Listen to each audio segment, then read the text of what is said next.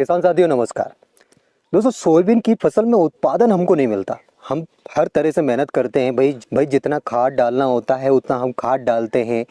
अच्छी वैरायटी हमने लगाई जिसके बारे में बताया जा रहा है कि भाई 10-12 कुंटल प्रति एकड़ इस वैरायटी का उत्पादन रहता है, वो वैरायटी हमने लगाई। इसके बाद भी उस वैरायटी का भी 4-5 कुंटल उत्पादन मिल रहा है। और वहीं एक और दूसरा किसान है जो 1 एकड़ में 10-12 कुंटल प्रति एकड़ उत्पादन ले रहा है। तो भाई हम कौन सी गलती कर रहे हैं? हम ऐसा क्या डाल दें, ऐसा कौन सा खाद फूंक दें जिससे हमको भी 10-12 कुंटल उत्पादन मिल जाए? देखिए दोस्तों, 3 गलतियां अक्सर हमारे किसान भाई करते हैं सोयाबीन की फसल में। ये 3 गलतियां यदि आपने करनी बंद कर दी, ये 3 गलतियां आप नहीं करते हो, तो 101% गारंटी आपका 10-12 कुंटल उत्पादन ही होगा 1 एकड़ में। ये मेरी गारंटी है। बस ये 3 गलतियां, अब ये गलतियां कौन कौन सी है वो भी मैं आपको बताऊंगा, और कौन कौन सी गलती आपको नहीं करना है, क्या क्या आपको सावधानी रखनी है। शुरू से लेके स्टार्टिंग से लेके खेत की तैयारी से लेके सोयाबीन की कटाई तक A to Z जानकारी दूंगा। दोस्तों सिर्फ 3 से 4 मिनट आपका लूँगा, ज़्यादा समय नहीं लूँगा, क्योंकि मेरे को पता है हमारे किसान भाइयों का समय कितना इम्पोर्टेंट होता है, इसलिए 3 से 4 मिनट ही लूँगा। लेकिन दोस्तों यदि आप सोयाबीन की फसल लगाते हो और अच्छा खासा उत्पादन इस बार लेना चाहते हो, तो ये 3 से 4 मिनट आपके लिए काफ़ी ज़्यादा इन्फॉर्मेटिव हो सकते हैं। तो दोस्तों निवेदन एक छोटा सा है वीडियो स्टार्ट करने से पहले, कि जो किसान भाई इस चैनल पे पहली बार आए हैं और अभी तक चैनल को यदि सब्सक्राइब नहीं किया है, तो नीचे आपको लाल अक्षरों में सब्सक्राइब बटन दिख रहा होगा, दबा दीजिए। साइड में आपको बेल आइकन भी दिख रहा होगा, वो भी दबा लें, ताकि कृषि से जुड़ी सारी जानकारी आपको समय समय पे मिल सके। तो चलिए दोस्तों, बिना समय गवाए वीडियो स्टार्ट करते हैं। दोस्तों स्टार्टिंग से हम बात करते हैं खेत की तैयारी हमको कैसे करनी है। इसके बाद मैं वैरायटी भी बताऊंगा और बाद की प्रोसेस भी आपको बताऊंगा, और जो गलतियां आप करते हो वो भी मैं आपको बताऊंगा। पहले हम बात करते हैं खेत की तैयारी। देखिए दोस्तों, खेत की तैयारी करने का ये मतलब नहीं है, अब हमारे अधिकतर किसान भाई कुछ मूंग की फसल लगाते हैं और कुछ किसान भाई ऐसे हैं जो कुछ भी नहीं लगाते। मतलब कुछ भी नहीं लगाने का मतलब ये है कि खेत उनका खाली पड़ा हुआ है। अब जो मूंग की फसल लगाते हैं उनके लिए तो कुछ भी नहीं करना। से आपकी मूंग की फसल कट जाए उसमें आपको जुताई करनी है। जुताई करने का ये मतलब कल्टीवेटर चला दीजिए, इसके बाद मिट्टी को भुरभुरा कर लीजिए। अब जिन्होंने मूंग की फसल नहीं लगाई है, खेत खाली पड़ा है 3 महीने से, उनको खेत की तैयारी कैसे करनी है समझ लेते हैं। अब खेत की तैयारी करने का ये मतलब नहीं है दोस्तों आपने मेड़ पे जितने भी पेड़ खड़े थे वो काट दिए, कि बोले भाई हमने तो मेड़ पे जितने भी पेड़ थे सब काट दिए, बिल्कुल एकदम साफ है हमारा खेत, मेड़ भी एकदम साफ, बिल्कुल मेड़ की जड़ में से हम बुवाई करेंगे, ये मतलब नहीं है। अब कुछ किसान भाई ये भी सोच रहे होंगे भाई हमने तो गेहूं की फसल लगाई थी, नरवाई भी हमने जला दी, पूरे कीट मार दिए खेत के, एक भी कीट नहीं बचा। भाई साहब सोयाबीन की फसल में कोई भी कीट इस बार नहीं लगने वाला, क्योंकि आग हमने जला दी, है ना। ये खेत की तैयारी नहीं होती दोस्तों। खेत की तैयारी कैसे करना है, सबसे पहले तो आपने गहरी जुताई यदि की है, चाहे आपने कुछ भी चलाया हो, पिलाऊ चलाया हो, मिनी पिलाऊ चलाया हो, या फिर बक्खर चलाई हो, बक्खर मतलब कल्टीवेटर, आपने गहरी जुताई करी है, इसके बाद सबसे इम्पोर्टेंट काम है मिट्टी को भुरभुरा करना।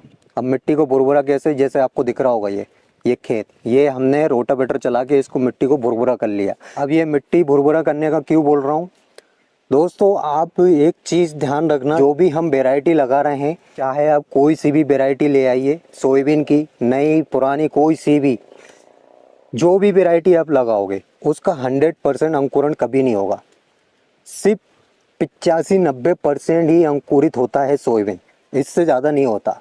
और मिट्टी यदि भुरभुरा नहीं करते हो तो वो 85% में से सिर्फ आपका 60-65% ही बीज अंकुरित होगा। अब मिट्टी यदि हमने भुरभुरी कर ली तो उसमें हमारा एक एक दाना अंकुरित हो जाएगा। अब एक और चीज़ आपको बता देता हूँ दोस्तों, बहुत ही इम्पोर्टेंट चीज़ है। यदि आप कहीं से बीज ले रहे हो सोयाबीन का और आपको नहीं पता कि ये कितने परसेंट उग रहा है, मतलब कितने परसेंट अंकुरण है इसका, तो एक दो तरीके मैं आपको बता देता हूँ। दोनों तरीकों से आप ये देख सकते हो कि जो हमने सोयाबीन का बीज लिया है वो कितने परसेंट अंकुरित हो रहा है। सबसे पहला तरीका, ज़्यादा समय नहीं लगेगा, सिर्फ 5 मिनट में आप ये सोयाबीन का परीक्षण कर लोगे। पहला तरीका क्या है, 5 लीटर आपको पानी लेना है, 2 लीटर भी आप ले सकते हो, 3 लीटर भी आप ले सकते हो, अपनी सुविधा अनुसार, मतलब जितना आप गर्म कर सको उतना पानी आपको लेना है। 5 लीटर ले लीजिए, 2 लीटर ले लीजिए, 3 लीटर ले लीजिए, 1 लीटर ले लीजिए, बस पानी उबलना चाहिए अच्छी तरह। पानी हमने उबाल लिया, उसमें आपको क्या करना है, 100 सोयाबीन के दाने गिन के डाल देने, 100 सोयाबीन के दाने हमने गिन के डाल दिए तुरंत। जब पानी उबल जाए तब तुरंत आप सोयाबीन के दाने 100 दाने गिन के डाल दें। आप देखोगे जितने हमने 100 दाने डाले हैं उसमें से जो दाना अंकुरित होने का है वो अंकुरित हो जाएगा, और जो दाना बेकार है, मतलब जो सोयाबीन का दाना बेकार है वो अंकुरित नहीं होगा, वो वहीं पे या तो बेकार हो जाएगा या फिर उसकी फुकली निकल जाएगी। ये बेस्ट तरीका है।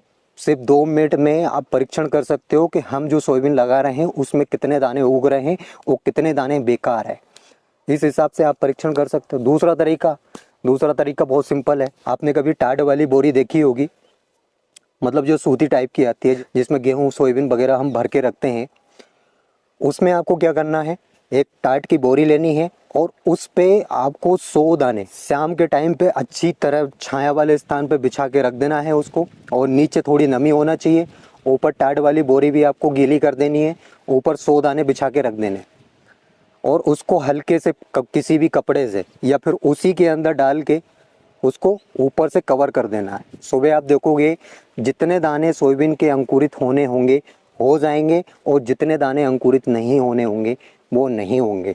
इन दोनों तरीकों से आप ये देख सकते हो कि हम जो सोयाबीन की फसल या सोयाबीन की वैरायटी लगा रहे हैं वो कितना अंकुरित हो रहा है, वो कितना बीज हमारा बेकार जा रहा है ना। ये दोनों तरीके हैं। अब सुनिए दोस्तों, एक और चीज़, मेन चीज़, सबसे बड़ी गलती हमारे किसान भाई कहाँ करते हैं, कहाँ पे आपका उत्पादन नहीं हो रहा है, मैं बता देता हूँ। बीज उपचार का अक्सर मैं बोलता हूँ, जितनी भी वैरायटी मैंने बताई है, जितनी भी वीडियो मैंने बनाई है, उसमें बीज उपचार का जरूर मैं जिक्र करता हूँ। अब वो क्यों करता हूँ, देखिए दोस्तों, यदि कुछ किसान भाई ऐसे भी है हमारे जो बीज उपचार आ रहे बोले कुछ नहीं होता, हमारे खेत में नहीं लगता है फंगस अंगस, ये सब चोचले हैं बीज उपचार वगैरह। तो मैं आपको एक चीज़ बता देता हूँ, आप बीज उपचार मत करिए। लेकिन आपको ये बीज उपचार अभी आपको 250 रुपये महंगे लग रहे हैं, लेकिन ये 250 रुपये आपके बाद में कई हज़ारों रुपये लगवा देंगे। अब वो कैसे लगवा देंगे, देखिए दोस्तों, आप हर साल सोयाबीन की फसल लगाते हो, आपने भी ये चीज़ नोटिस की होगी, हर साल फंगस जनित रोग सोयाबीन की फसल में आते ही हैं, चाहे वो कोई सा भी रोग आएगा फंगस जनित रोग। अब ये फंगस जनित रोग जब आएगा, आप क्या करोगे, जाओगे दुकानदार के पास, भाई साहब ये यार ये सोयाबीन की जड़ थोड़ी सड़ सी रही है, तो इसमें बता दो क्या डालें। अब दुकानदार भी बड़ा टैलेंटेड आदमी रहता है, तो वो डोज बना देगा कम से कम हज़ारों का, कि भाई साहब ये फलाना रोग है, ये ढिकाना रोग है, इसमें आप ये नहीं डालोगे तो आपकी पूरी सोयाबीन की फसल बर्बाद हो जाएगी। फिर हमसे ना कहियो कि बेकार दवा दे दी, इसलिए ये पूरा डोज डालना ही पड़ेगा आपको। तो ये 250 रुपये जो अभी अब मैं बता रहा हूँ बीज उपचार करने का, यदि आप बीज उपचार करके सोयाबीन की बुवाई करते हो तो जो हज़ारों रुपये लग रहे हैं वो आपके नहीं लगेंगे। अभी सिर्फ 250 रुपये लग रहे हैं, बाद में आपको हज़ारों रुपये देने पड़ेंगे। ये तो मैं दवाइयों का खर्च बता रहा हूँ। इसके बाद लेबर खर्च अलग, क्योंकि भैया मज़दूरों का बड़ा शॉर्टेज है, और ख़ास तौर पे दवाई डालने में कोई भी मज़दूर हाँ नहीं भरता, ये मेरे को भी पता, मैं भी एक किसान हूँ। तो वहाँ पे वो लेबर खर्च अलग हो जाएगा, दवाइयों का खर्च अलग हो जाएगा, और इसके अलावा टाइम अलग जाएगा। फंगस जनित रोग कितना नुकसान करेगा वो अलग है, वो अलग चीज़ है। कितना नुकसान कर रहा है वो तो हमने जोड़ा ही नहीं, वो सबसे बड़ा नुकसान है। इसीलिए बीज उपचार करके ही सोयाबीन की बुवाई करें, रिक्वेस्ट कर रहा हूँ। एक बार मेरे तरीके से आप सोयाबीन की फसल लगा कर देखिए। आप तो बोलते हो 4-5 कुंटल उत्पादन होता है, आप बोलोगे 8 से 10 कुंटल उत्पादन इस बार हमारा हुआ है, ये मेरी गारंटी है। अब इसके अलावा दोस्तों खरपतवार की सबसे बड़ी समस्या होती है।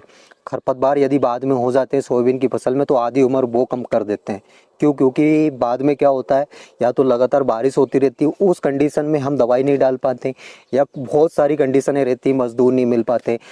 तो इससे बेस्ट है दोस्तों, बुवाई करने के 72 घंटे के अंदर प्री इमरजेंस दवाई का छिड़काव करवा दीजिए। करना कुछ नहीं है, बुवाई हमने कर दी, पीछे एक आपको मजदूर रखना है, भाई तू ये पंप टांग, बढ़िया इंजन वाला पंप टांग दो उस पे, और पीछे पीछे तेरे को ये सिड्डिल चल रही है, इसके पीछे तेरे को दवाई डालते जाना है। ये होगा काम सिंपल। ये मतलब 72 घंटे के अंदर ही आपको करना है। 72 घंटे में प्री इमरजेंसी दवाइयाँ बहुत सारी है, और अच्छी ब्रांडेड जो कंपनियां हैं, मतलब धानुका है, बायर है, और बहुत सारी कंपनियां हैं जो अच्छी दवाइयाँ बना रही है प्री इमरजेंसी की, वो आप ले लीजिए।